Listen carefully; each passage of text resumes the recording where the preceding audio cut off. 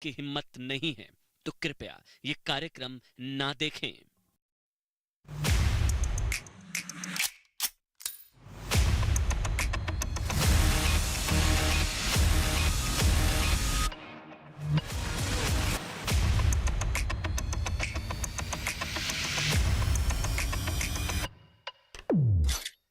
नमस्कार, देश नहीं झुकने देंगे। मैं हूं आपके साथ अमन चोपड़ा। सीधा सा सवाल, कृषि कानून को रोका, टुकड़े गैंग को मौका। नमस्कार, मैं हूं आपके साथ अमन चोपड़ा। कृषि कानून निलंबित था। सोचिए, इस चीज को बहुत ध्यान से समझिएगा। कृषि कानून निलंबित था, लेकिन अराजक आंदोलन हुआ और लाल किला दंगा हुआ। सीएए अभी लागू नहीं हुआ क्योंकि रूल्स नोटिफाई नहीं हुए, लेकिन शाहीन बाग हुआ, दिल्ली दंगा हुआ। एनआरसी अभी लागू भी नहीं हुआ है, कानून ही नहीं बना है, लेकिन उसके नाम पर एक और शाहीन बाग की धमकी दी जा रही है। इसलिए आज हम सवाल उठा रहे हैं कि किसकी एमएसपी पर होते हैं ये अराजक आंदोलन, किसकी एमएसपी पर होते हैं। शाहीन बाग याद है ना आपको, जहां हिंदुस्तान के टुकड़े टुकड़े करने का मंच तैयार किया गया था, जिसके बहाने भारत की चिकन नेक काटने की योजना बनाई गई थी। तस्वीरें देखिए आप, इन तस्वीरों को कोई भूल नहीं सकता है। शाहीन बाग आंदोलन और उसके बाद यह दंगा, जिसके नाम पर दिल्ली में दंगा हुआ था। 53 लोगों की जान चली गई थी, 53 से ज्यादा हाथ पैर काटकर जिंदा जला दिया गया था। दिलबर नेगी को कोई भूला नहीं है। उसी शाहीन बाग आंदोलन को फिर से जिंदा करने की कोशिश की जा रही है। कुछ लोगों को शांति अच्छी नहीं लग रही है देश में, मतलब जिसका डर था ना, ठीक वैसा ही हो रहा है। प्रधानमंत्री नरेंद्र मोदी ने देश के लिए किसान बिलों को लेकर बड़ा दिल क्या दिखाया। कई लोगों को उसमें शाहीन बाग का मौका नजर आया। धमकियां दी जा रही हैं सीए एनआरसी को लेकर फिर से आंदोलन खड़ा करने की। सोचिए, अभी तक एक आंदोलन खत्म होने का नाम नहीं ले रहा है, उसी की आड़ में एक और अराजक आंदोलन को खड़ा करने की नीति तैयार हो रही है। धमकियां देने वालों में कई मुस्लिम संगठन भी हैं। तो अब ऑल इंडिया एमआईएम के प्रमुख असद ओवैसी ने भी देश में शाहीन बाग खड़ा करने की धमकी दे डाली है। सबको लग रहा है कि सरकार को देश को बंधक बनाकर ब्लैकमेल के दम पर अगर सड़क से ही कानून बन सकते हैं तो वो क्यों पीछे रहे। इस बीच आपको बता दें, मांगे माने जाने के बावजूद आज किसानों ने लखनऊ में महापंचायत की, जिसके बाद कुछ और मांगों को अब जोड़ दिया गया है। मेरे साथ कांग्रेस का पक्ष रखने के लिए अभय दुबे हैं। अभय जी, आपका बहुत बहुत स्वागत। शाजिया इल्मी भारतीय जनता पार्टी का पक्ष रखेंगी। शाजिया, आपका स्वागत। और किसानों का पक्ष रखेंगे मेरे साथ पुष्पेंद्र चौधरी जी हैं। पुष्पेंद्र जी, आपका भी बहुत बहुत स्वागत है। सबसे पहले मैं आप ही से शुरू कर रहा हूं क्योंकि किसानों की आवाज सबसे पहले जानी चाहिए। पुष्पेंद्र जी, ये अब कोई और डिमांड्स कुछ बची हैं या अब ये फाइनल लिस्ट बन चुकी है? क्योंकि मैं एक लिस्ट देख रहा था जो अब आई है, उसमें काफी कुछ है, मतलब सीड बिल को लेकर है, बिजली को लेकर है, पराली को लेकर है, और वो एमएसपी को लेकर है। एक बड़ी लिस्ट है अब, बिजली, एमएसपी, पराली, ट्रैक्टर, सीड। कुछ छूटा है तो बता दीजिए, वो भी जोड़ देंगे सर। नहीं, देखिए जी, हाँ, देखिए अमन जी, ये मूल रूप से दो मूल मांगे इस आंदोलन की थी। जैसे आप बाजार में यदि जाएं और आप कहें कि मुझे सफ़ेद रंग की ड्रेस चाहिए और आपके घर वो काले रंग की ड्रेस भेज दे, तो काले रंग की ड्रेस वापस यदि वो ले ले आपके आंदोलन के बाद, तो कोई बहुत बड़ा अचीवमेंट और एहसान नहीं उसने आपके ऊपर किया है। आप वास्तव में वो सफ़ेद रंग की ड्रेस लेने के लिए ऑर्डर दे के आए थे। तो हम लोग एमएसपी की लीगल गारंटी की मांग जो है लगातार करते रहे हैं, कर रहे थे। तो इन्होंने इसको वापस ले लिया है, 3 कृषि कानूनों को। इसके लिए हम फिर भी इनका धन्यवाद देते हैं, आभार व्यक्त करते हैं। अब एमएसपी की जो लीगल गारंटी है उसका ये कर दें, और आंदोलन के दौरान जो घटनाएं हुई हैं उसमें से निकली हुई ये 2-3 मांगे और हैं। जैसे कुचला गया किसानों को, तो उसके साथ क्या न्याय नहीं होना चाहिए? अच्छा ठीक है, बता रहा हूँ। जैसे किसानों को कुचला गया तो उसमें जो है वो चीज, हाँ, किसानों को मुआवजा मिलना चाहिए। और वो जो अजय मिश्रा टैनी गृह राज्य मंत्री आज तक सुशोभित पद में है, वो गिरफ्तार हो और बर्खास्त हो। और पराली और बिजली के बारे में पहले से ही मांगों और सहमति बन गई थी, उसको भी सरकार कर दे। तो ये 2-3-4 मांगे पेंडिंग है, इनको करके शांतिपूर्ण तरीके से इनको धन्यवाद देते हुए वापस चले आएंगे। ट्रैक्टर वाले विषय में ये था कि 10 साल से पुराने ट्रैक्टर नहीं, हाँ, ट्रैक्टर वाले में ये था, वो जो है दिल्ली एनसीआर की है, वो ऑल इंडिया लेवल की नहीं है, कि जो 10 साल पुराने ट्रैक्टर नहीं चल पाएंगे, एनजीटी का आदेश था। तो उसमें हमने कहा था कि 10 साल में हम क्या जीवन में एक ट्रैक्टर नहीं खरीद पाता किसान। आप कह रहे हो 10 साल में हम नया ट्रैक्टर कहां से ले लेंगे? दूध को लेकर भी नीति आने वाली है, उसका भी विरोध है। सोच लीजिए सर, क्योंकि बाद में ना ऐड हो जाए ना डिमांड। मतलब लोग ये कह रहे हैं, सुनिए ना पुष्पेंद्र भाई, सोच क्या लीजिए आप, तो ये मतलब कोई ऐड ना हो जाए ना, इसलिए। दूध वाली भी है कोई दूध को लेकर पॉलिसी, उसका भी विरोध है? नहीं, मैं बता रहा हूं, ऐसा करो आप कि इस 6 मांग के बाद कृषि मंत्रालय ही बंद कर दो। फिर तो कोई मांग बची नहीं, कोई इशू बचेगा ही नहीं किसान में, तो कृषि मंत्रालय बंद कर देना चाहिए। कृषि मंत्रालय का फिर क्या काम है? अरे भाई, आपका मंत्रालय जी, एक डिमांड बचेगी जी, वो टिकैत जी को कृषि मंत्री बनाने वाली। हाँ बताइए। तब मुझे लग रहा है सारी समस्याओं का समाधान हो जाएगा। नहीं तो वो तो आपने छोटी कह दी, प्रधानमंत्री किसी किसान के बेटे को बना देना चाहिए। जी, सबसे बढ़िया तो वो रहेगा। देखिए, अच्छा, तो ये मांग है, मतलब ये इसको मैं हल्के में ना लूं, ये मांग है, चुनाव, कृषि मंत्री, टिकैत, ये है। मतलब ये कह रहा हूं कि सुनिए तो। जी, अरे मैं क्या कह रहा हूं जी, देखिए, ये जो बातें आती हैं, कोई भी चीज आप चलेगी और कोई किसी भी तरीके से कोई विभाग चलता है या कोई बड़ा सेक्टर है कृषि जैसा, उसमें अनेक समस्याएं पॉलिसी में रहती हैं। लेकिन अभी फिलहाल जो किसानों की मांग इस आंदोलन से संबंधित है, वो ये है जो आपके सामने रखी। इसमें 2 मूल थी और 2-3 मांगे किसानों के साथ जो बर्ताव हुआ, कुचलने की घटना, उसकी वजह से जो है वो आई है। उनको हल करते हम सहसम्मान हाथ जोड़ करके अपने घर चले जाएंगे। बिल्कुल सही। अच्छा, इसमें 1-2 मांगों को और जोड़ सकते हैं क्या? ओवैसी जी अलग से आंदोलन कर रहे हैं, सीए एनआरसी भी जोड़ दीजिए। मतलब वो अलग से आंदोलन करना पड़ रहा है उनको, क्योंकि मेरे ख्याल से शुरुआत में तो मांग की गई थी, वो सुधा भारद्वाज, वरवरा राव, वो टुकड़े गैंग, उन लोगों की रिहाई की मांग शुरुआत में की थी शायद आप लोगों ने आंदोलन में। तो अगर ओवैसी जी को अलग से आंदोलन ना करना पड़े, आप अपने आंदोलन की डिमांड में ये जोड़ सकते हैं क्या, सीए एनआरसी? मतलब लोग और परेशान नहीं होंगे, कोई और सड़क नहीं बंद होगी। नहीं, ये कोई मांग नहीं थी और एसकेएम ने अपनी मांगों को स्पष्ट रूप से प्रधानमंत्री जी के पत्र में लिख दिया है। उसके अलावा फिलहाल कोई मांग नहीं है। इस आंदोलन से संबंधित जो करंटली चल रहा है, इससे संबंधित कोई मांग नहीं है। उसके अलावा किसानों की समस्याएं हैं, उनको हल करने के लिए मंत्रालय है, सरकार है। नहीं होंगी तो फिर आंदोलन हो सकते हैं। जी, तो उनकी डिमांड को ऐड कर लीजिए ना, सीए एनआरसी, वो अलग से आंदोलन करना पड़ेगा उनको। अरे हम तो आपकी डिमांड को ऐड करेंगे। आप बताइए, आपकी तनख्वाह 10 गुना करने की कोई डिमांड रखते हैं क्या? बताओ। मैं सुझाव दे रहा था, सारे एंकरों की तनख्वाह 10 गुने कर देते हैं। पुष्पेंद्र जी मुस्कुरा के, मैं तो आप अच्छे से जानते हैं, हम लोग मुस्कुरा के बात करेंगे ना। मैं तो सुझाव दे रहा था पुष्पेंद्र जी, क्योंकि मुझे याद है, वो तस्वीरें आई थी जिसमें इन लोगों की रिहाई की मांग की गई थी, तो एजेंडा थोड़ा सा उस तरफ भटका था। तो अलग से ना आंदोलन करना पड़े, मतलब एक बार मुझे बोलने दीजिए। असल में हो ये रहा है, अब एक और आंदोलन होगा, फिर और सड़कें जाम होंगी, फिर और शाहीन बाग एक और बनेगा। जब आप लोग कर ही रहे हैं तो अपने एजेंडा में ये 2-3 ऐड कर लीजिए ना, सीए एनआरसी और एनपीआर, ये भी कर ही रहे हैं जब, मतलब ये भी कर लीजिए। नहीं, मैं बता शोएब भाई परेशान नहीं होंगे, उनको फिर से आंदोलन में उतरना पड़ेगा। आप एक सेकंड में बता देता हूं। इस आंदोलन में अगर आप गाजीपुर पे आए, यहां पर जो लोग सरकारी कर्मचारी, पैरामिलिट्री फोर्सेस, जिनकी पेंशन बंद कर दी गई थी, वो भी टेंट लगा के बैठे हैं। लेकिन वो मूल मांग नहीं है, वो हमारा समर्थन कर रहे हैं, हम उनकी मांगों का समर्थन कर रहे हैं। लेकिन सरकार से मूल मांग जो है वो 6 मांगे हैं, वो रख दी गई हैं। अलग अलग सेक्टर का समर्थन करेंगे, आंदोलन शाहीन बाग आंदोलन का समर्थन करते हैं भाई। बिरयानी वगैरह आई थी तो आप लोग भी मक्के की रोटी, सरसों का साग वगैरह सब भेजेंगे। केवल 6 मांग हैं जो आपके सामने रख दी। 2 मूल मांग है और 2-3 मांग इस वजह से कि जो बर्ताव किसानों के साथ हुआ उससे निकली हुई मांग है। अभय दुबे जी, बिल वापसी के बाद आंदोलन वापसी नहीं होना चाहिए? यह आंदोलन अच्छा है देश के लिए? अमन जी देखिए, ये जो तीनों दानव हैं कृषि के क्रूर काले कानूनों के, इनकी मृत्यु की घोषणा इनके जन्मदाताओं ने कर दी है, मगर अभी सदन में अंतिम संस्कार होना है उसका। और ये मायावी सरकार पर से इसीलिए जनता का और किसान का भरोसा उठ गया है, क्योंकि पहले भी इस मोदी सरकार ने लगातार किसानों के साथ आघात किए हैं। आपको मैं जानकारी के लिए बता दूं, मोदी सरकार के नेशनल सैंपल सर्वे की रिपोर्ट आई है।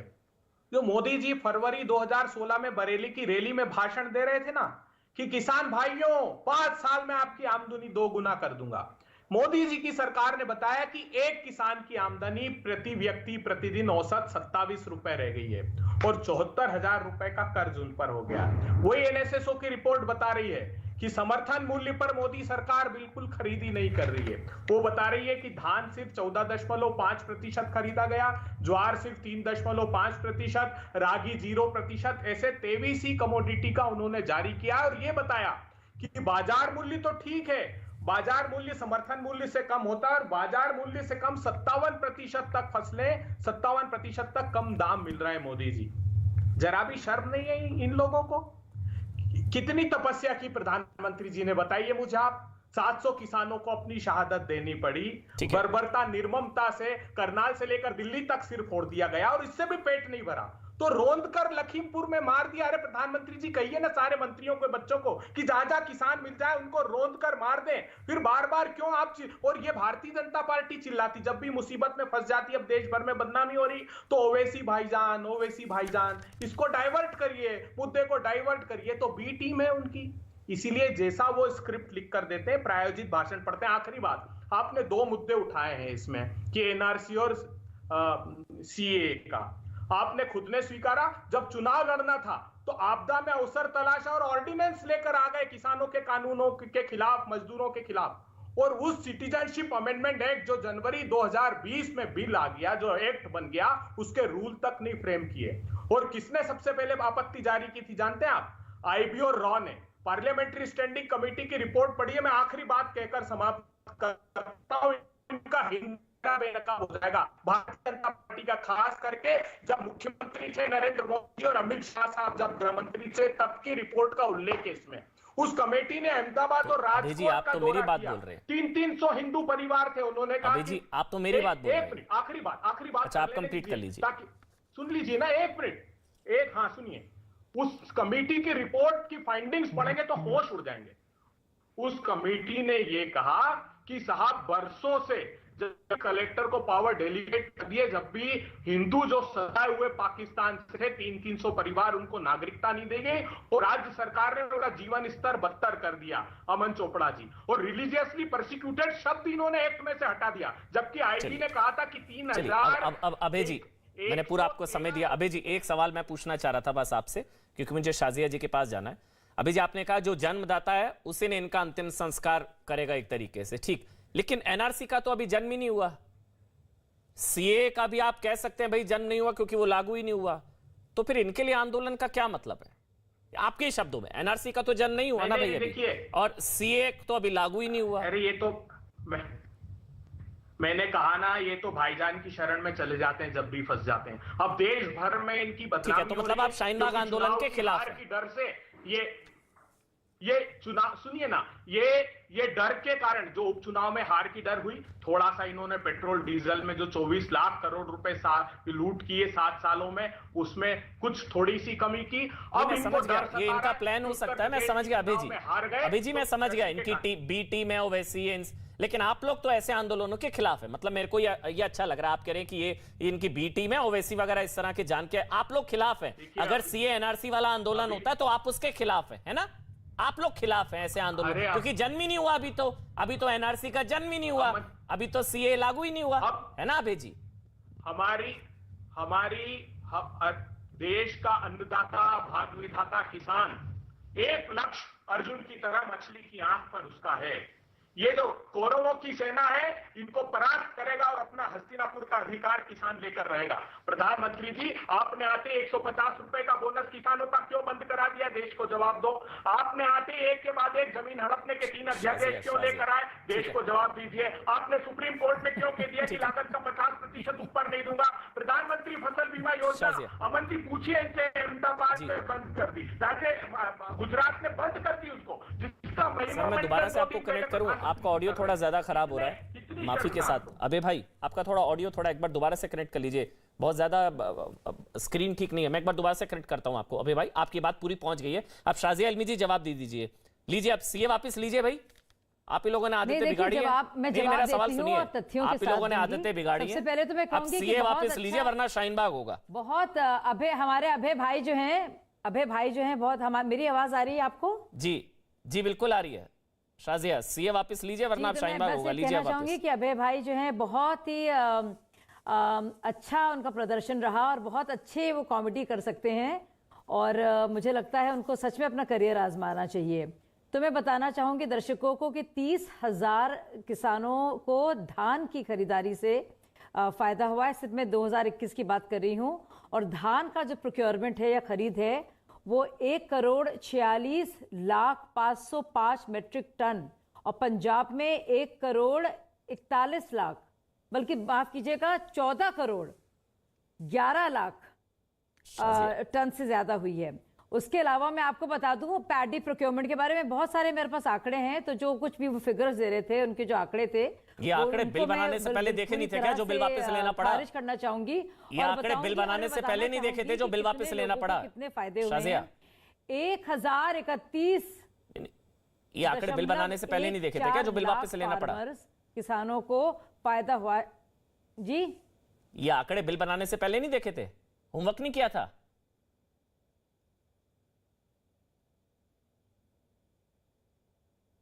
नहीं, मैं बता रही हूं कि ये सारे जो हैं, तो जो वो कह रहे हैं कि किसानों को कुछ फायदा नहीं हुआ, तो सब किसानों को बहुत फायदा हुआ है और रिकॉर्ड खरीद भी हुई है।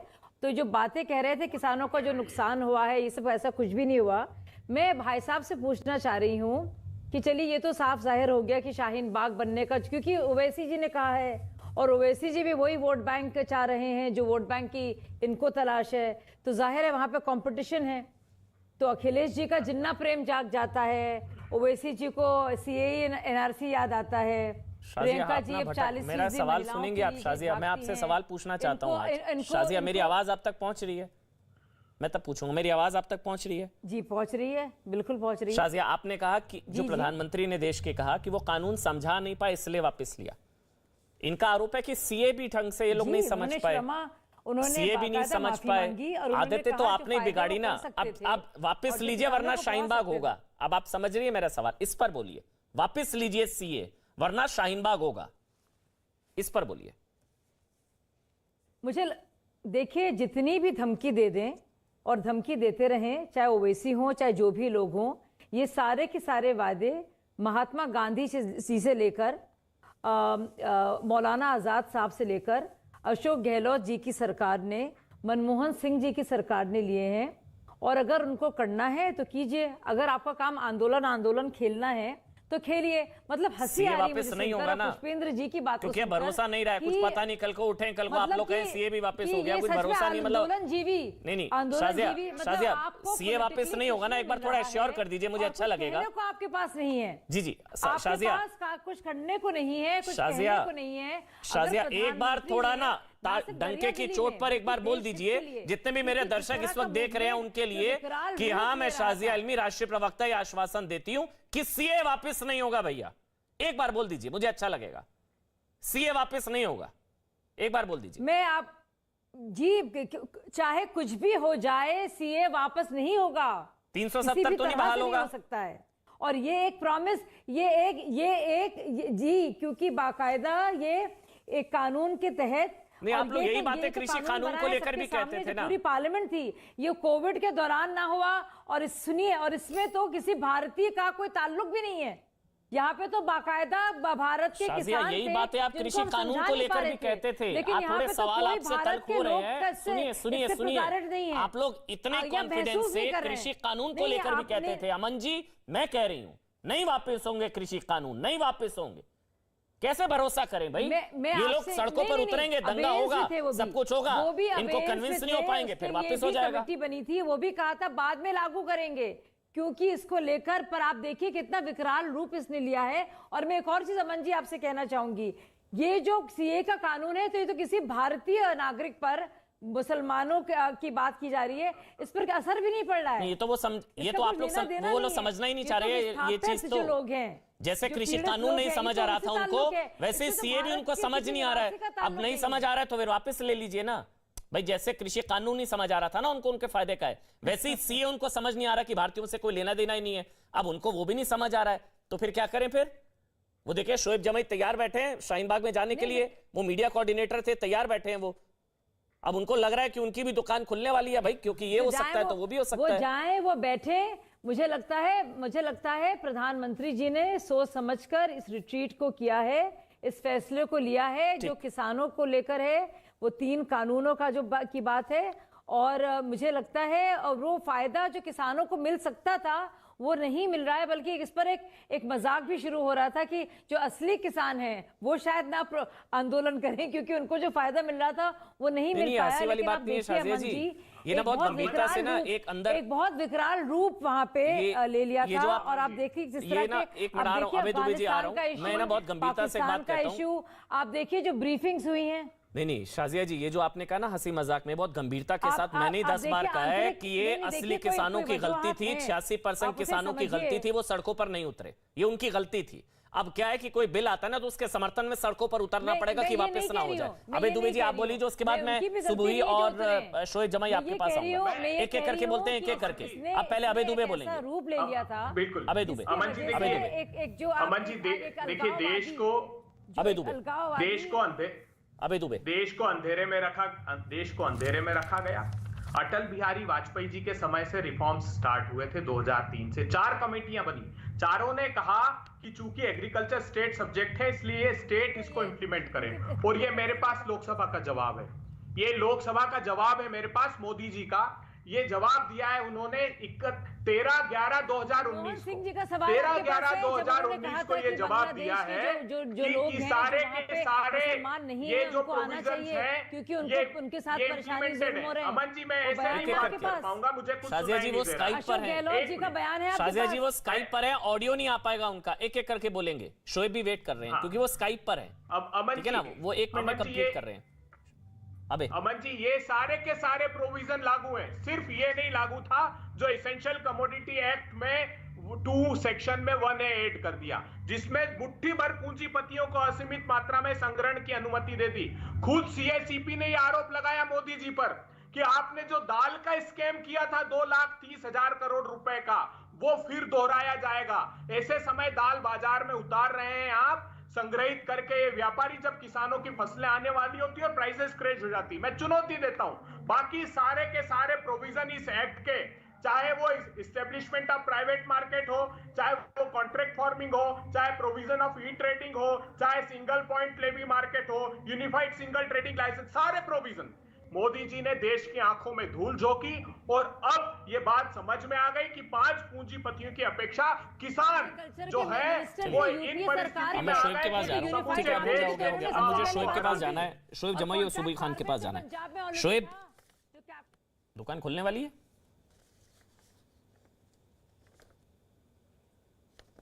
ट्विटर पे तो आपने 2 दिन पहले ही खोल दिया था दुकान। ट्विटर पे आपने दुकान खोला था, मैंने देखा उसको, और बड़ी कुटिल मुस्कान के साथ अभी आप किसान नेता से कह रहे थे कि भाई ये भी शामिल कर लो, CA वाला भी शामिल कर लो। मैं इसी अंदाज में एक बात प्रधानमंत्री जी और आपको कहना चाहता हूँ कि भाई बार बार माफ़ी मांगने की क्या ज़रूरत है, एक ही बार अभी कर लो। हाँ बोलिए शोएब, बोलिए आप। बीच में क्यों बोल रही हैं मोहतरमा? नहीं, हो गया, आराम से बोलिए। थोड़ा सब्र रखिए सर। हाँ, अच्छा, मैंने कहा कि बार बार माफी मांगने की जरूरत नहीं है, एक ही बार शामिल कर लीजिए, इसको भी CA को वापस ले लीजिए। बार बार अमन जी को दुखी होते हैं बेचारे, भक्तों का दुख काहे नहीं खत्म होता। साल भर से कृषि कानून के फायदे से वहां रहे थे, अब वापस हो गए तो आप समझा रहे हैं कि ये भी देश हित में है। तो अभी भी CA में फिर आपको बताना पड़ेगा कि भाई ये भी देश हित में वापस ले लिया। तो ऐसा बार बार ना करें, इसके लिए इसमें ही कर लीजिए, मेरा मशवरा है, क्योंकि हम लोग सभ्य नागरिक, हम नहीं चाहते कि प्रधानमंत्री जी कहीं रोने लगे कभी बार बार। काम आसान करूं शोएब? तो जो फाइनल डिमांड है ना आपका, नहीं, फाइनल डिमांड है ना मोदी को हटाना, उस पर ही कर दीजिए ना एक आंदोलन। ये रोज रोज के बहाने क्या, कभी CA कभी NRC, CA का तो भारतीयों से लेना देना ही नहीं है, तो आंदोलन बहाना मतलब सीधा कह दीजिए जब तक मोदी जी नहीं हटेंगे तब तक नहीं हटेंगे हम। ये आपका काम आसान हो जाएगा शोएब भाई, मैं तो आपका मतलब आपकी तरफ से बोल रहा था, सीधा पॉइंट पे आ जाइए। नहीं भाई साहब, देखिए मैं पॉइंट पे आ रहा हूँ। पहले एक बात आपसे कह दूं कि देखिए शाहीन बाग और जिस तरीके से आप लोगों को बहुत बुरा लगता है और बहुत परेशानी होती है, मैं इसको समझता हूँ, लेकिन इसका सॉल्यूशन ये है कि 25 रुपये का एक ट्यूब आता है, उसको लगाइए, बहुत रिलीफ मिलेगा। लेकिन चूंकि शाहीन बाग की बात चल रही है तो मैं एक आधिकारिक आज में दंगे होंगे ना तो बुरा लगेगा शोएब भाई। जब देश में दंगे होंगे ना, शाहीन बाग के चक्कर में देश जलेगा, हाथ पैर काट के जिंदा जला दिया जाएगा, 53 लोगों को मार दिया जाएगा, तो बुरा लगेगा। आपके चेहरे पर मुस्कान आती है लोगों के मरने पर, दंगे पर तो मुझे नहीं पता, लेकिन अगर देश में लोग मरेंगे, दंगा होगा, 53 लोगों की मौत होगी ना शोएब, तो बुरा लगना चाहिए। हो सकता है कि आपकी दुकान चल जाती हो उससे, लेकिन जब लोग मरेंगे तो शोएब बुरा लगता है, मुझे भी बुरा लगता है, भैया आपको भी लगना चाहिए। अभी आप सीए का विरोध कर रहे हैं, अभी मैं खबर पढ़ रहा था, एक मिनट सुनिएगा, आपके लिए है शोएब भाई, आपके लिए है। पाकिस्तान के सिंध प्रांत में गुरु नानक जयंती के दिन एक 11 साल के हिंदू लड़के का यौन उत्पीड़न कर उसे बेरहमी से मार दिया गया। आप उस 11 साल के बच्चे का हक मार रहे हैं अपनी पॉलिटिक्स के चक्कर में। आपको पता है आए दिन मंदिर तोड़े जा रहे हैं, कत्लेआम हो रहा है। अभी अफगानिस्तान से सिखों को कैसे गुरु ग्रंथ साहिब सर पर रख के वो लोग आए थे, याद है ना आपको? आप सब उनका हक मारते हैं। आप लोग सीए का भारतीयों से लेना देना क्या है ना शोएब? अगर मैं आज आपको पूरा फ्लोर दे दूं अब और आप मुझे अगर साबित कर दें कि सीएए का शोएब भारतीयों से क्या लेना देना है, उसके बाद सुबुई जी मैं आपके पास मैं आपकी तकलीफ का निदान करता हूं। मैं आपकी तकलीफ का निदान करता हूं। ठीक है, दुकान तो किसकी चल रही है, हिंदू मुस्लिम और मुसलमानों को गाली दे करके, वो हमको भी पता है, देश को भी पता है। लेकिन चूंकि बात ये हो रही है और मैं यहां पे एक आधिकारिक हैसियत से बैठा हूं, शाहीन बाग राष्ट्रीय आंदोलन समिति के को कन्वीनर होने के नाते, आज मैं उन इथॉस को जो हमारे शाहीन बाग आंदोलन के साथी, हमारी दादी, वो महिलाएं, उनको रिप्रेजेंट करने के लिए यहां बैठा हूं। तो एक बात जरूर देश के सामने और देशवासियों को स्पष्ट करना चाहूंगा कि देशवासियों, हमारा कोई पॉलिटिकल कोई एंगल या कोई हमें यहां से पॉलिटिकल लेना देना नहीं है। हमारा मामला सिर्फ इतना है कि प्रधानमंत्री ने जिस तरीके से कृषि कानूनों को वापस लिया है, उसी तरीके से सीए कानून जो संविधान की 14 और 15 आर्टिकल का उल्लंघन करती है, उसको वापस ले ले। और प्रधानमंत्री जी का मजाक उड़ाना, उपहास उड़ाना या फिर उनका कहना कि वो कमजोर हैं, ऐसा हमारी कोई इच्छा नहीं है और ना ही हम ये कोई काम करना चाहते। हम उनके पद की गरिमा का ख्याल रखते हैं। हमें सिर्फ इतनी मसला है। और हमारे आंदोलन को, अरे साथी से एक एक मिनट बस, हमारे आंदोलनकारी साथी जिनको झूठे मुकदमों में यूएपीए के तहत फंसाया गया और आज भी जेलों में बंद है, आप उनको छोड़े और उन पे झूठे मुकदमे वापस ले, ये हमारी डिमांड है। और अब आंदोलन का जो प्रारूप होगा वो शाहीन बाग राष्ट्रीय आंदोलन समिति बहुत जल्दी प्रेस कॉन्फ्रेंस करके ये ऐलान करेगी। शोएब, सीए का भारतीयों से क्या लेना देना? भाई, सीए का भारतीयों से ये लेना देना है कि भारत के लोग संविधान मानते हैं, आप तो नहीं मानते, आप तो संविधान बदलने आए ना। मैं तो फिर आप से सवाल जो लोग संविधान को मानते हैं वो जानते हैं कि आज चैलेंज है, जितने भी लोग फेक न्यूज देखते हैं कि कैसे फैलती है, शोएब का चेहरा देखिए। शोएब को मैं सवाल पूछ रहा हूं, सीएए सिटीजनशिप अमेंडमेंट एक्ट, ये फुल फॉर्म है इसकी, उसका भारतीयों से शोएब क्या लेना देना? ये विदेशियों को नागरिकता देने का है ना। सीएए 130 करोड़ हमारी आबादी, 130 135 करोड़। मैं आपको शोएब एक मिनट सुनिए, पूरा मौका दूंगा शोएब भाई आपको। शोएब एक मिनट रुकिए, मेरी बात सुनिए शोएब एक मिनट।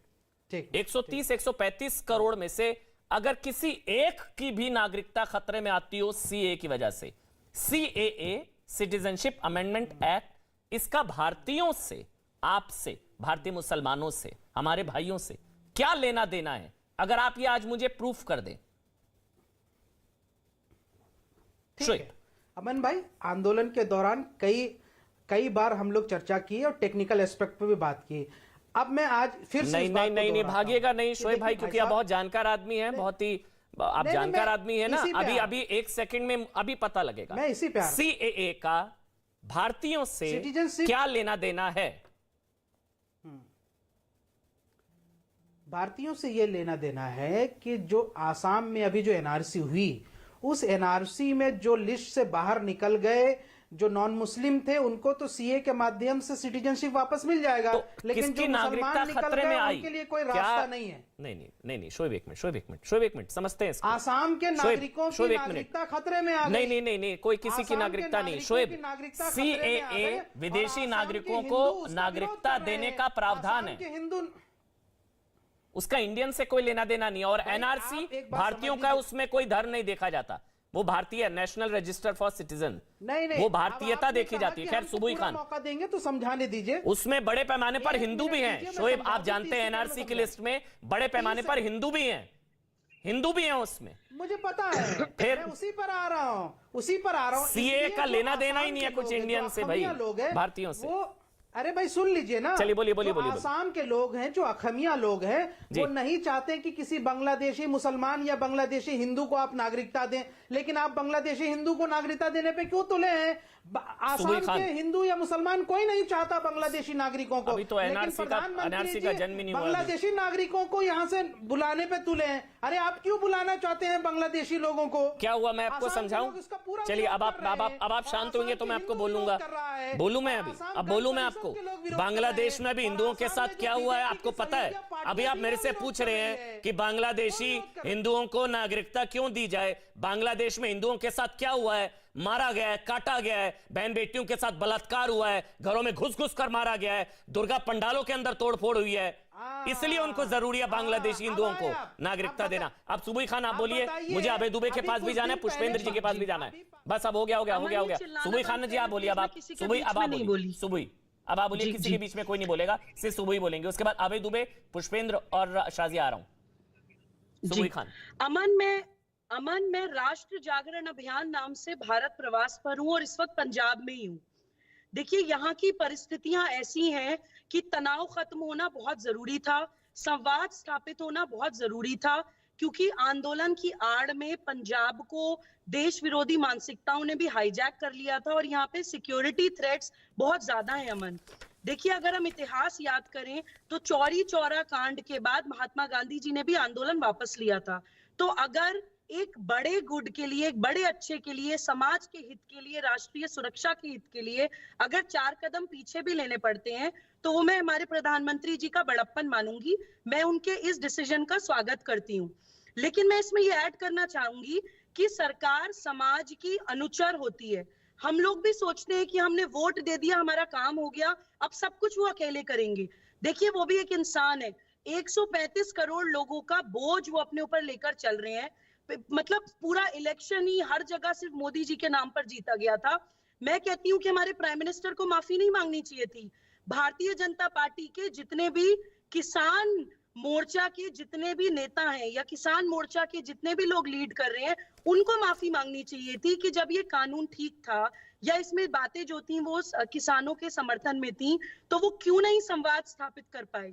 उनको सरकार के और आंदोलनकारियों के बीच में एक संवाद स्थापित करने की आवश्यकता थी।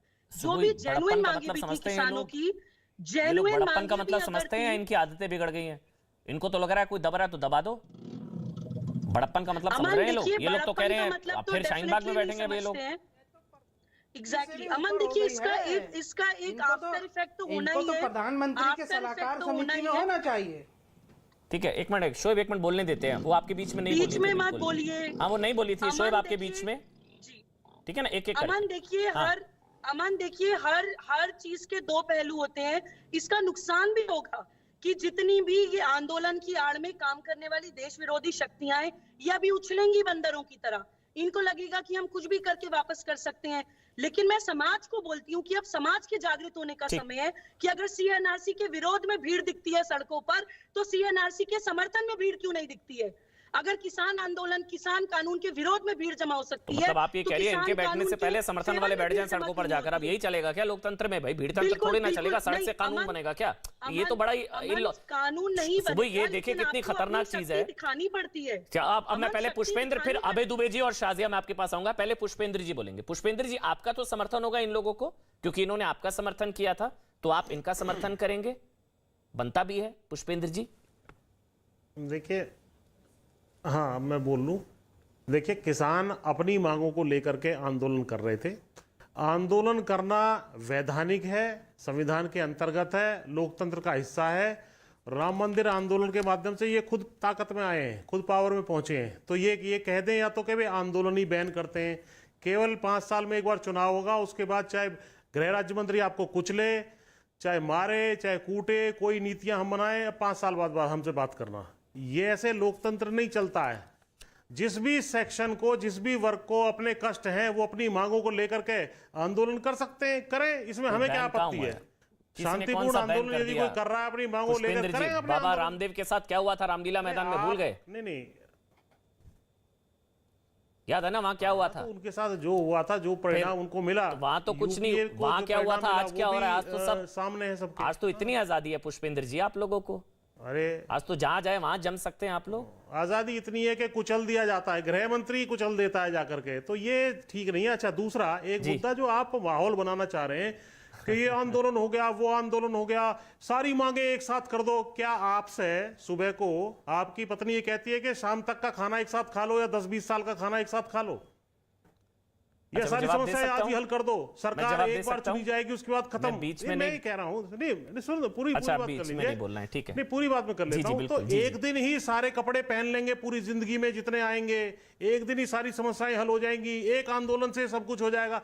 आंदोलन चलते रहेंगे, समझ लीजिए, चाहे किसी मीडिया को पसंद आए ना आए, सरकार को आए ना आए। पुष्पेंद्र जी, अगर सिटीजनशिप को, सिटीजन लोकतंत्र को की सेहत के लिए दिक्कत होगी बहुत तो अच्छे आंदोलन होंगे। हैं। मैं आपके साथ हूं, बहुत अच्छे हैं, बिल्कुल। लेकिन पुष्पेंद्र जी, आपके ही आंदोलन में टुकड़े गैंग की रिहाई की मांग हुई थी। आपके ही आंदोलन में लगे थे नारे, हाय हाय मोदी मर जा तू। आपके ही आंदोलन में नारे लगे थे, इंदिरा ठोक दी, मोदी क्या है। आपके ही आंदोलन में भिंडरावाले की तस्वीरें से लेकर जगतार सिंह आवारा के पोस्टर हैं। आपके ही आंदोलन में रेफरेंडम 2020 का जिक्र किया गया। आपके ही आंदोलन में ये सारी चीजें हुई ना, तो एक ही कपड़े तो आपने पहन लिए एक दिन में। आप ही के आंदोलन में हुआ था वो वरवरा राव, सुधा भारद्वाज, गोंजाल्वे, सबकी रिहाई की मांग। किसान आंदोलन का टुकड़े गैंग से क्या लेना देना पुष्पेंद्र जी? आपने एक दिन में सारे कपड़े पहने, मैंने नहीं पहने। बहरहाल मैं आगे बढ़ूंगा। अबे दुबे और शाज़िया आलमी के पास मुझे जाना है, आ रहा हूं। पुष्पेंद्र जी एक एक करके बोलेंगे ना सबको, थोड़ा थोड़ा टाइम देना बहुत जरूरी है। पहले अबे दुबे जी आप बोलिए, फिर उसके बाद शाज़िया आलमी मैं आपके पास आऊंगा। अबे दुबे, आपको तो सूट करते हैं आंदोलन, मतलब जितने उतने अच्छे हैं, नहीं मॉल बनता है भाई। अमन जी देखिए, मैं तो इसको बहुत अच्छे प्रजातंत्र की निशानी मानता हूं कि जो मनमानी करके मोदी जी ने प्रतिबंध बनाई उस दिन राज्यसभा में, वोट डिवीजन की डिमांड की थी, उसको ठुकरा करके आपने मनमाने तरीके से पास किया। सुप्रीम कोर्ट में झूठा स्टेक होल्डर से कंसल्टेशन किया। जब दिसंबर हमने पूछा 11 दिसंबर के दिन आरटीआई से, तो मोदी सरकार ने बताया कि इसका कोई रिकॉर्ड हमारे पास नहीं है कि किसानों से कंसल्टेशन किया। वो बालियान साहब खुद टीवी चैनल पर मैंने सुना, उन्होंने कहा कि किसानों की जो लिस्ट सरकार, हमारी सरकार के पास थी, वो भी फर्जी लिस्ट थी, हमारा कंसल्टेशन नहीं हुआ, ये खुद उन्होंने स्वीकारा। अब ये कोई महोदया बोल रही थी कि बोझ उठा रहे, अरे मोदी जी को 130 करोड़ वो बोझ लगने लगे। अब क्या राष्ट्रहित का कैसा निर्णय लिया? उन्होंने कहा कि राष्ट्र निर्णय लिया, 700 किसान वोट की हत्या के लिए बाध्य कर दिया, ये राष्ट्रहित में निर्णय लिया उन्होंने। किसानों को रोज कर कुचल कर मार दिया, उनकी हत्या कर दिया, आतंक किया। वो अन्नदाता भाग विधाता किसान। अब मोदी जी बताइए, आप अगर इतना अच्छा कानून है तो इसी दौरान आपने पुराने एसेंशियल कमोडिटी एक्ट के प्रोविजन को लागू करके दाल के संग्रहण पे लिमिट क्यों लगा दी? ब्रेक पे जाना पड़ेगा। 3 साल से अमन जी दाल के आयात पर रोक थी। ठीक है अबे जी, ब्रेक पे जाना पड़ रहा है। ब्रेक के बाद आप ही से शुरू करूंगा, मुझे मजबूरी है, ब्रेक पर जाना पड़ रहा है। छोटा सा ब्रेक ले रहा हूं, तुरंत हाजिर होंगे। शाज़िया आपके पास आऊंगा। अयोध्या जी के फ्री में दर्शन कराएंगे। केंद्रीय मंत्री पीयूष गोयल ने मणिपुर की राजधानी इम्फाल में आजादी के अमृत महोत्सव में भाग लिया। इस दौरान इम्फाल के बीजेपी दफ्तर में कार्यक्रम का आयोजन किया गया। कार्यक्रम में पीयूष गोयल के साथ मणिपुर के मुख्यमंत्री बीरेन सिंह भी मौजूद रहे। ओडिशा के मुख्यमंत्री नवीन पटनायक ने प्रधानमंत्री नरेंद्र मोदी को एक चिट्ठी लिखी। चिट्ठी में उन्होंने प्रधानमंत्री गरीब कल्याण योजना को 8 महीने और बढ़ाने की अपील की। फिलहाल ये योजना 30 नवंबर को खत्म हो रही है। मध्य प्रदेश के इंदौर में पुलिस ने एक तेंदुए का शिकार करने के आरोप में 5 लोगों को गिरफ्तार कर लिया। गिरफ्तार किए गए लोगों से तेंदुए की खाल और नाखून भी पुलिस ने बरामद की। शुरुआती जांच के बाद पुलिस ने बताया कि आरोपियों ने देवास के जंगलों में तेंदुए का शिकार किया था। तेंदुए का शिकार इन्होंने देवास के जंगलों में किया था। दिल्ली एनसीआर में धुंध छटने के बाद भी कई इलाकों में हवा बेहद खतरनाक बनी हुई है। दिल्ली के ज्यादातर इलाकों में हवा में प्रदूषण की मात्रा बहुत खराब श्रेणी में देखी गई। सुबह 8 बजे दिल्ली का औसत AQI 381 दर्ज किया गया। यूपी के मुख्यमंत्री योगी आदित्यनाथ ने प्रधानमंत्री नरेंद्र मोदी के साथ अपनी एक तस्वीर ट्विटर पर साझा की। इस ट्वीट में उन्होंने कविता भी लिखी जिसमें नया भारत बनाने का संकल्प जताया गया। यूपी के जौनपुर में बारातियों से भरी एक कार एक पुल से नीचे गिर गई। इस हादसे में कार में सवार 7 लोग जख्मी हो गए, जिनमें 5 महिलाएं भी शामिल हैं। इलाके के लोगों की मदद से हादसे में जख्मी सभी लोगों को इलाज के लिए पास के अस्पताल में भर्ती करवाया गया। प्रदूषण की वजह से दिल्ली के सभी स्कूल अगले आदेश तक बंद रहेंगे। शिक्षा निदेशालय ने सभी स्कूलों को अगले आदेश तक बंद रखने का आदेश जारी किया। हालांकि इस दौरान ऑनलाइन क्लासेस चलती रहेंगी। कांग्रेस छोड़कर खुद की पार्टी बनाने वाले पंजाब के पूर्व मुख्यमंत्री कैप्टन अमरिंदर सिंह ने ऐलान किया कि वो पटियाला से विधानसभा चुनाव लड़ेंगे। दिल्ली के विज्ञान भवन में आयोजित संत ईश्वर सम्मान कार्यक्रम में आरएसएस प्रमुख मोहन भागवत ने भी हिस्सा लिया।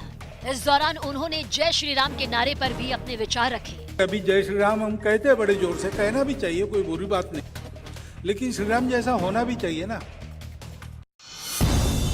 पंजाब और हरियाणा में जलाई जाने वाली पराली से सांसों का संकट हर बार खड़ा होता है, लेकिन फतेहगढ़ के विजय वीर ने इस पराली से मिठाई के डिब्बे बनाने की अनोखी तकनीक इजाद की, जिसके लिए उन्होंने अपनी फैक्ट्री में एक मशीन का सहारा लिया, जिसकी मदद से पराली के जरिए गत्ते की बड़ी बड़ी शीट तैयार की गई। आपको इसमें जो पराली है ऊपर की तरफ से नजर भी आएगी, इसके जो रेशे हैं वो आपको नजर भी आएंगे। फैक्ट्री के मालिक विजय वीर ने दावा किया कि अगर इस तकनीक पर ध्यान दिया जाए तो पराली की समस्या से निजात पाने के साथ ही रोजगार में भी बढ़ोतरी की जा सकती है। गवर्नमेंट चाहे तो इस तरह के प्रोजेक्ट और लग सकते हैं, इसको थोड़ा सब्सिडाइज करना चाहिए। उत्तर प्रदेश के मुख्यमंत्री योगी आदित्यनाथ ने लखनऊ में 310 डॉक्टरों को नियुक्ति पत्र सौंपी। इस दौरान उन्होंने उत्तर प्रदेश में स्वास्थ्य के क्षेत्र में किए गए कार्यों के लिए केंद्र सरकार को भी धन्यवाद दिया। 4.5 वर्ष में हमारी सरकार, भारत सरकार के 33 नए मेडिकल कॉलेज बना रही है। इस बात के लिए आभार व्यक्त करूंगा प्रधानमंत्री जी का। यूपी के दीनदयाल उपाध्याय रेलवे स्टेशन से बिहार के लिए गया जा रही पैसेंजर ट्रेन हादसे का शिकार होने से बच गई। असल में दीनदयाल उपाध्याय स्टेशन से निकलने के बाद अचानक ट्रेन के पहिए जाम हो गए। अच्छी बात ये रही कि सभी यात्रियों को ट्रेन से सुरक्षित निकाल लिया गया। बिहार के वैशाली में पुलिस ने एक बगीचे से 9 देसी बम बरामद किए। ये सभी बम वैशाली के जावा गांव से बरामद किए गए। पुलिस ने बताया कि जांच के बाद इन सभी बमों को नष्ट कर दिया जाएगा। देखे तो 9 बम एक तो बोरिया में करके रखा हुआ था। कोरोना से जुड़ी पाबंदियां हटने के बाद अब उत्तराखंड का नैनीताल एक बार फिर सैलानियों से गुलजार होने लगा। हालात सुधरने के बाद वहां सैलानियों की संख्या में तेजी आई है, जिससे टूरिज्म कारोबारी भी खुश नजर आए। नुकसान की भरपाई तो नहीं हो पाएगी, लेकिन एक यह है कि काम दोबारा पटरी पे आने की एक कवायद चलेगी। ज्यादा से ज्यादा सैलानी नैनीताल का रुख करें, इसके लिए टूरिज्म कारोबारी और होटल इंडस्ट्री से जुड़े लोग कई तरह के ऑफर और छूट भी दे रहे हैं। अच्छे पैकेजेस दे रहे हैं और भी बहुत सी सुविधाएं दे रहे हैं। कृषि सुधार कानूनों की वापसी के ऐलान पर बीजेपी नेता साक्षी महाराज ने एक बयान दिया, जिस पर सियासी घमासान मच गया। बिल तो बनते रहते हैं, बिगड़ते रहते हैं, वापस आ जाएंगे, दोबारा बन जाएंगे, कोई देर नहीं लगती है। साक्षी महाराज के इस बयान को कांग्रेस ने लपक लिया और उसने बीजेपी की मंशा पर सवाल खड़े कर दिए। और अगर उनका मतलब है कि किसान के खिलाफ दोबारा कानून बन जाएगा, तो शायद वो सच बोलते हैं। गुजरात के वडोदरा में वन विभाग ने सैलानियों की सुरक्षा के लिए अहम फैसला लिया। वन विभाग ने बताया कि जो भी सैलानी वडोदरा फॉरेस्ट रेंज को देखने आएंगे और तय फीस चुका कर जाएंगे, उनका बीमा वन विभाग की तरफ से किया जाएगा। अगर वहां घूमने के दौरान उन्हें किसी तरह का नुकसान पहुंचता है तो उस नुकसान की भरपाई वन विभाग के बीमा से कराई जाएगी। कोई भी कुदरती आपत्ति से उसको कुछ होता है तो उसको बीमा कवच से सुरक्षित किया गया है। कर्नाटक के मंगलुरु में एनआईटी के कुछ छात्रों ने एक ई बाइक बनाई। बताया गया कि ये बाइक वहां वन विभाग के कर्मचारियों के लिए गश्त लगाने के दौरान काफी कारगर साबित हो सकती है। इस ई बाइक की कीमत करीब 1.5 लाख रुपए रखी गई। E-bike was designed keeping in mind the needs of forest department officials. खबर है कि 24 तारीख को होने वाली केंद्रीय कैबिनेट की बैठक में तीनों कृषि कानूनों को वापस लेने के प्रस्ताव को मंजूरी दी जाएगी। पश्चिम बंगाल के उत्तर 24 परगना में कुछ अज्ञात लोगों ने एक टीएमसी नेता को गोली मार दी। वारदात की जानकारी मिलने पर पुलिस ने भी मामले की जांच शुरू कर दी। यूपी एटीएस ने मानव तस्करी के आरोप में पश्चिम बंगाल से 2 लोगों को गिरफ्तार किया। पुलिस ने बताया कि दोनों आरोपी। यूपी विधानसभा चुनाव पर मुख्यमंत्री योगी आदित्यनाथ का बड़ा बयान। कहा, राष्ट्रवादी वर्सेस जिन्नावादी होगा चुनाव। तो जेपी नड्डा ने गोरखपुर में कहा, देश बदल रहा है, यूपी बदल रहा है। पंजाब के अरविंद केजरीवाल का बड़ा चुनावी वायदा। राज्य में आम आदमी पार्टी की सरकार बनने पर 18 साल से ऊपर की हर महिला को हर महीने 1000 रुपए देने का ऐलान। बताया, महिलाओं के सशक्तिकरण की सबसे बड़ी योजना। लखनऊ में किसानों की महापंचायत। केंद्र सरकार से एमएसपी पर कानून बनाए जाने की मांग। राकेश टिकैत बोले, आंदोलन जारी रहेगा।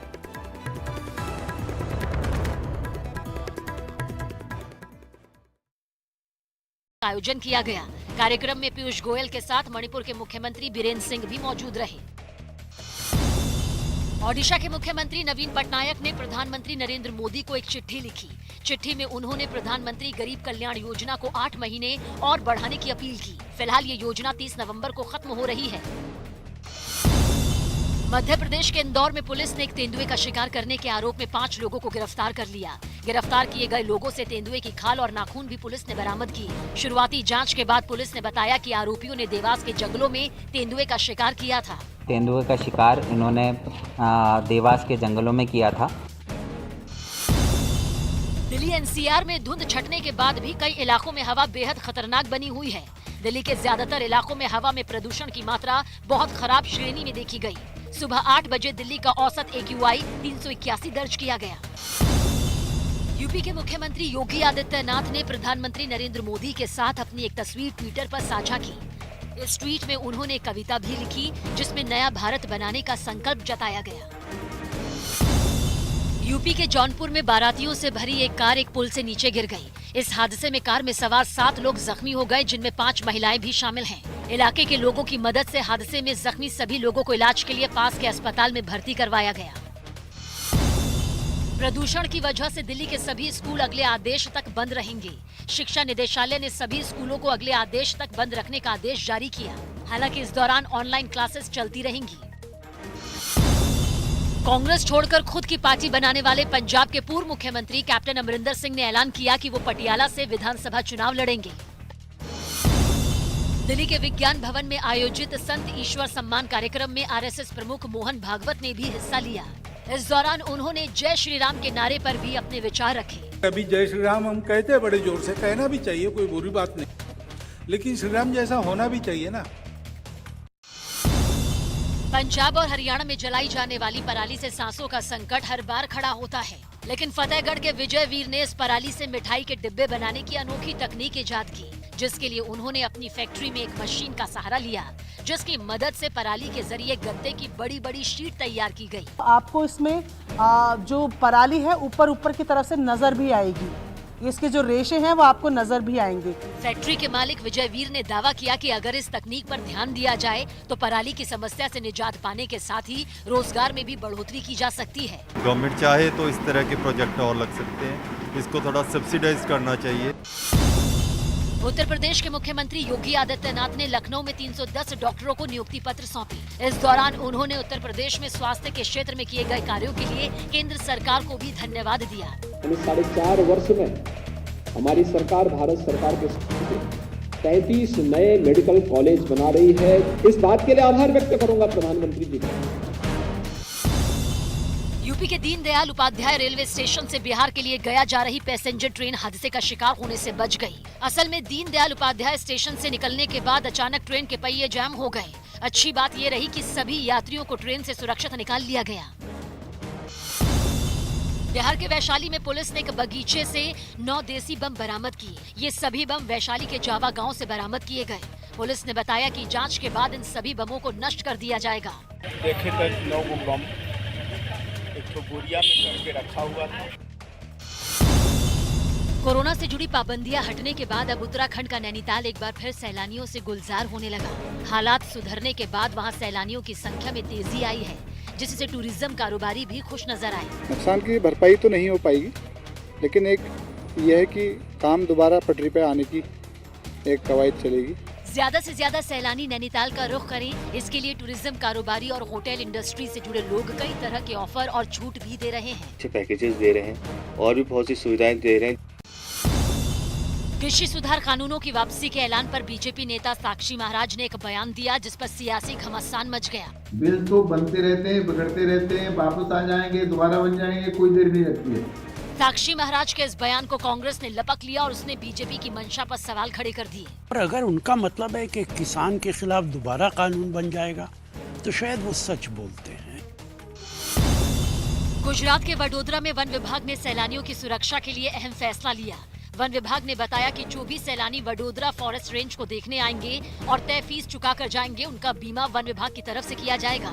अगर वहां घूमने के दौरान उन्हें किसी तरह का नुकसान पहुंचता है तो उस नुकसान की भरपाई वन विभाग के बीमा से कराई जाएगी। कोई भी कुदरती आपत्ति से उसको कुछ होता है तो उसको बीमा कवच से सुरक्षित किया गया है।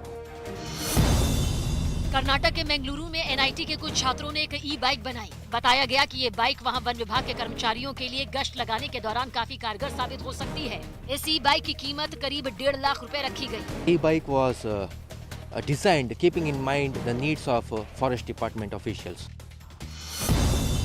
खबर है कि 24 तारीख को होने वाली केंद्रीय कैबिनेट की बैठक में तीनों कृषि कानूनों को वापस लेने के प्रस्ताव को मंजूरी दी जाएगी। पश्चिम बंगाल के उत्तर 24 परगना में कुछ अज्ञात लोगों ने एक टीएमसी नेता को गोली मार दी। वारदात की जानकारी मिलने पर पुलिस ने भी मामले की जांच शुरू कर दी। यूपी एटीएस ने मानव तस्करी के आरोप में पश्चिम बंगाल से 2 लोगों को गिरफ्तार किया। पुलिस ने बताया कि दोनों आरोपी रोहिंग्या शरणार्थियों और बांग्लादेश के लोगों को विदेशों में बेचने का काम करते थे। दिल्ली के मुख्यमंत्री अरविंद केजरीवाल ने उत्तराखंड के हरिद्वार में रोड शो किया। इस दौरान उनके साथ आम आदमी पार्टी के मुख्यमंत्री पद के उम्मीद कर्नल अजय कोठियाल भी मौजूद रहे। इससे पहले अरविंद केजरीवाल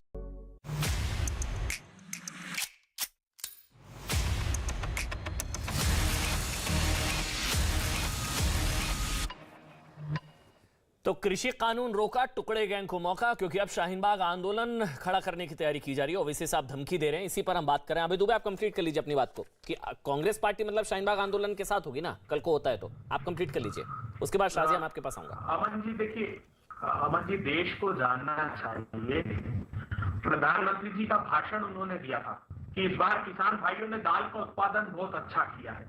किसान लगातार गुहार लगाते हैं। जो 3 साल से दाल के इंपोर्ट पर रोक लगी हुई थी वो खोल दी। न सिर्फ खोली, पहले उसकी तिथि 31 अक्टूबर तक रखी थी प्रधानमंत्री जी ने, उसको बढ़ाकर जनवरी तक कर दिया और प्राइसेस क्रैश किए। यही मॉडस ऑपरेंडी है। मैं आज चुनौती देता हूं, शाजिया एलपी जी इस डिबेट से उठे जब इसका जवाब जरूर देकर जाए। अमन जी पूछिएगा, बहुत बहस कर रहे हैं, क्यों सीएए की बात कर रहे हैं ये लोग, मैं बताता हूं। पहले तो सीएए पर मैं बताता हूं, 2020 जनवरी को ये एक्ट आ गया हिंदुस्तान में। आईबी और रॉ ने ये कहा था कि इसमें 31,313 लोग हैं जो धार्मिक आधार पर प्रताड़ित होकर हिंदुस्तान आए, जिसमें 25,447 हिंदू है, 5,807 सिख है, 55 क्रिश्चियन है और 2 अभी जी आप पॉइंट पर आइए ना, आप सीए के साथ हैं। एक सेकंड अमन जी, है ही नहीं, जो कानून ही लागू नहीं किया इन्होंने, मूर्ख बना रहे ये लोग। तो आप एक भी नागरिकता, तो आप शाहीन बाग के खिलाफ है, मतलब सुन लीजिए ये क्यों कर रहे हैं, ये आज मतलब आप शाहीन बाग के खिलाफ हैं? सुनिए ना, किसानों के आंदोलन से ध्यान भटक जाए लोगों का। और नहीं, वो मैं समझ गया, आप बिल्कुल ठीक कह रहे हैं, इनकी स्ट्रेटेजी हो सकती है, लेकिन आप अपना स्टैंड मुझे बता दीजिए ना अभी जी, मुझे समझ नहीं आ रहा है। आप सीए के साथ हैं तो आप शाहीन बाग के खिलाफ हैं? अरे अमन जी, देश को एक्सपोज हो गए ये लोग। ये सिर्फ हिंदू मुस्लिम के अलावा कोई उपलब्धि नहीं इनके पास। रोक कर मार डाला किसानों। नहीं, इनका छोड़िए ना, इनका सही बात है, जो देश का पेट पालता है उस अन्नदाता को ये तो 200 लोगों की हत्या के इरादे से। सारी बातें ठीक है अभय जी, आपकी सारी बातें ठीक है अभय जी, आपका स्टैंड क्या है? आप सीए के साथ हैं, शाहीन बाग के खिलाफ है?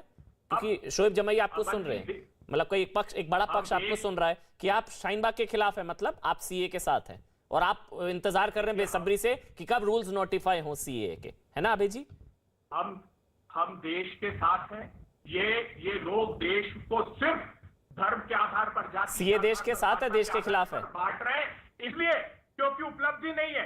अरे महंगाई की आग में झोंक दिया देश को। चलिए ठीक है, 19 लाख करोड़ रुपए पेट्रोल डीजल पर टैक्स। ठीक, चलिए आप शाजिया बोलेंगे, आप शाजिया बोलेंगे, ठीक है अभय जी, अभय जी शाजिया बोलेंगे, उसके बाद सुबोई और शोएब मैं आपको मौका दूंगा। पुष्पेंद्र जी आ रहा हूँ, शाजिया पॉइंट वाइज बात करूंगी तो ये बात साफ तय है और आपके डिबेट से ही तय हुई है। साफ जाहिर है कि हमारे कांग्रेस के जो भाई बोल रहे थे अभय जी, वो साफ तौर पर कह रहे हैं कि शोएब जमाई जो हैं बीजेपी की बी टीम है और जानबूझ के उनको प्रोजेक्ट किया गया है।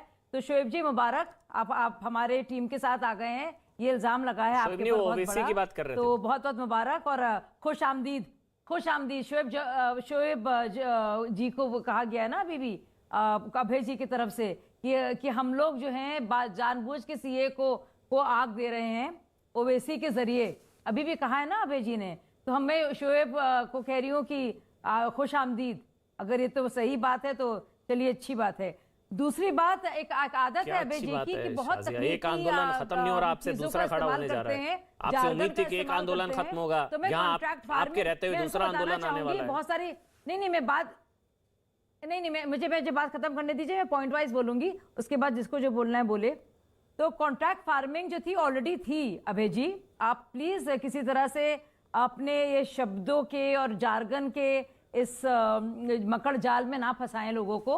2009 में वो हमारी सरकार थी, भाजपा छोटी पार्टी थी, अकाली दल बड़ी पार्टी थी, कैप्टन अमरिंदर की कांग्रेस की सरकार आई 2014 में, उन्होंने नहीं हटाया, उसके अनुसार अनुबंध होते थे, बल्कि किसान को मुआवजा देना पड़ता था और सजा भी थी।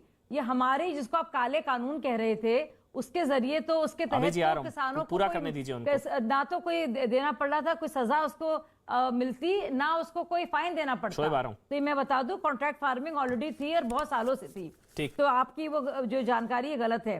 दूसरी बात, आप कह रहे थे किस तरह की सरकार है और ये तो आपकी सरकार से ज्यादा तो आप तो अन्नदाता की बात कर रहे हैं। आपकी सरकार तो गन्नदाता रही है, सब जानते हैं किस तरह से आपने और मेरे इमरजेंसी की बात नहीं कर रही हूँ मैं, बाबा रामदेव की बात अमन जी कर रहे थे।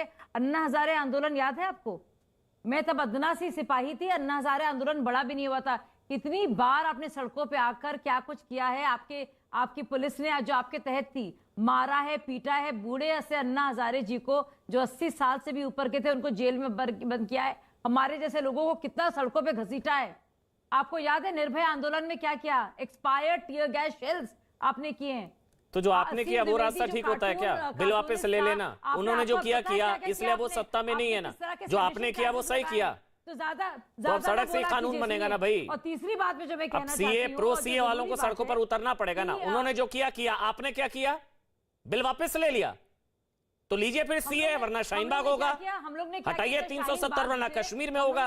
नहीं, उन्होंने जो किया आपने क्या किया? आपको पूरी स्वतंत्रता है, लेकिन और सुनिए, आपको क्या लगता है पीएम को इस बात की जानकारी नहीं होगी, इस बात की आइडिया नहीं होगा कि अगर हम लोग कानून लेंगे तो ये सारे लोग इसमें रास्ता ढूंढेंगे? ठीक है, अब मैं शोएब और सुबुई के पास जा रहा हूं, क्योंकि पुष्पेंद्र जी के पास भी मुझे जाना है। एक कमेंट सबका लेना, वाइंड अप का टाइम हो रहा है। पहले शोएब आप बोल लीजिए पहले, मतलब क्योंकि देखिए शोएब, आंदोलन से कोई दिक्कत नहीं है।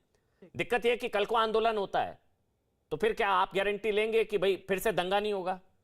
आंदोलन करिए, लेकिन आंदोलन के नाम पर दंगा वो नहीं होना चाहिए। आप गारंटी लेंगे आंदोलन होगा, दंगा नहीं होगा? शोएब बहुत जल्दी 2 पॉइंट बोलिए। पहली बात, किसान आंदोलन और सीएनआरसी का आंदोलन 2 अलग अलग हैं और दोनों की मांगे अलग अलग हैं। लेकिन हाँ, चूंकि जन आंदोलन है और हम एक अहंकारी सरकार के खिलाफ खड़े हैं तो एक दूसरे से इंस्पिरेशन लेते हैं।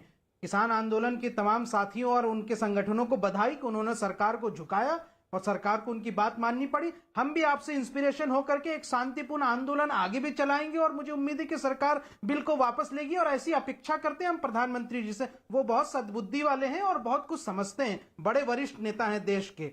दूसरी बात कि अभी जो यहां से साजिया इल्मी जी ने कहा कि वेलकम हो जी, मुबारक हो। साहब मैं बता दूं, देश के मुसलमान जो है वो किसी पार्टी की बपौती नहीं है, ना ही मुसलमानों को वोट किसी पार्टी की पवौती है। अगर भारतीय जनता पार्टी मुसलमानों के हित में काम करना शुरू कर दे और आप हमें जिए और जीने देने वाली पॉलिसी पे काम करें, हमें परेशान ना करें, मॉब लिंचिंग ना करें, हमारे टांग में ना अड़ाए, सीए को वापस ले ले, तो हम आपके साथ हो जाएंगे।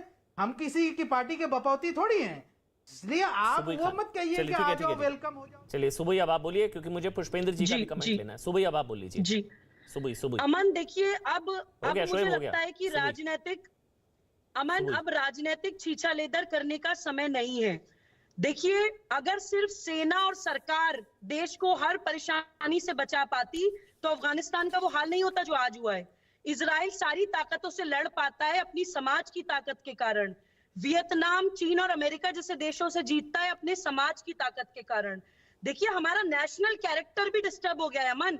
हम लोग भाषा, जाति, क्षेत्र, संप्रदाय में बट गए हैं। हम लोग 500 लोग जमा नहीं हो पाते हैं अपने देश के किसी मुद्दे के लिए, अपने समाज के किसी मुद्दे के लिए। हमें वो नेशनल कैरेक्टर डेवलप करना पड़ेगा। अब अकेले राजसत्ता से नहीं होगा। आप कह रही हैं कि सीए के समर्थन में लोग सड़कों पर उतरे तभी अब सीए बचेगा। आप कह रही हैं सीए के समर्थन में लोग सड़कों पर उतरे तभी सीए बचेगा। अब बिल्कुल उतरे अमन, बिल्कुल उतरे, दिखाए अपनी शक्ति। किसी को नुकसान नहीं देना है, हमें किसी पे आक्रमण नहीं करना है, लेकिन प्रतिकार तो करना है, अपनी शक्ति तो दिखानी है। शोएब आप क्यों परेशान हो रहे हैं? आप भी तो ये कह रहे थे। ताकत तो दिखानी शोएब है। क्यों परेशान हो रहे हैं? शोएब आप क्यों परेशान हो रहे हैं? आप सड़कों पर उतरे तो बढ़िया, वो सड़कों पर उतरे तो दिक्कत। लूट मार मचाना चाहती हैं क्या? नहीं, आप लोगों ने क्या किया? 53 लोगों की मौत हो गई। छोड़िए ना, चलिए वाइंड अप करना है। पुष्पेंद्र जी को समय देना है, सबको ऑडियो बंद है। पुष्पेंद्र जी को मैं समय दे रहा हूं। पुष्पेंद्र जी, आखिरी के 30 सेकंड आपके हैं। प्रभु कब तक चलेगा ये सब? पुष्पेंद्र जी, देखिए भैया, ये हमारी बात किसानों की नहीं मानना चाहते, हाँ नहीं मानना चाहते मत मानो। अरे अपने खुद के सांसद की बात मान लो। वरुण गांधी जी ने खुद चिट्ठी लिखी है प्रधानमंत्री जी को। उन्होंने कहा है कि जो है इसमें एमएसपी की लीगल गारंटी दे दो। 700 किसान जो मरे उनको 1-1 करोड़ मुआवजा दे दो। जो फर्जी मुकदमे लगाए वो वापस ले लो। और ये अजय मिश्रा टेनी गृह राज्य मंत्री का इस्तीफा, गिरफ्तारी करवा दो। ये खुद आपके सांसद कह रहे हैं, भाजपा के सांसद कह रहे हैं, वरुण गांधी जी। चलिए, और तब तक आंदोलन चलता रहेगा। शुक्रिया आपका पुष्पेंद्र जी, आपका सुबोई खान, शोएब जमाई और साथ ही शाजिया, आपका बहुत बहुत शुक्रिया। और अब सौभाग्य की एक बात किशोर रजवाणी के साथ।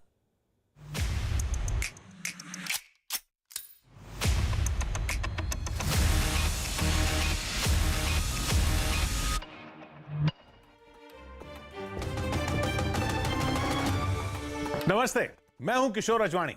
घड़ी इशारा कर रही है 9 बजे रात का। वक्त 100 बात की एक बात का। अगरतला में गिरफ्तार हुई टीएमसी नेता शालिनी घोष को जमानत तो मिल गई, लेकिन इस मुद्दे पर दिल्ली में भी हंगामा खड़ा